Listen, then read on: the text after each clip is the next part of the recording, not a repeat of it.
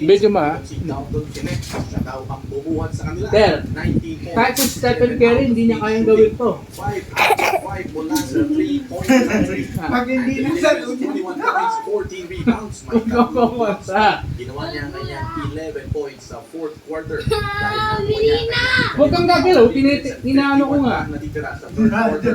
Bumalik siya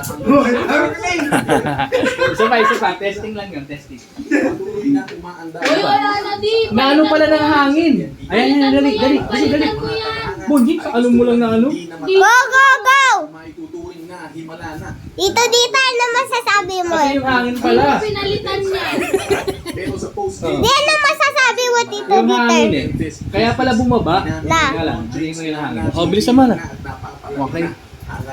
Yung hangin, pag napunta doon. Dali, Chloe. Ay hindi na raw siya maglalaro pa ng mahaba. Ang isa. Ano masasabi mo, Tito Dieter? Maglalaro to the point na- Ah.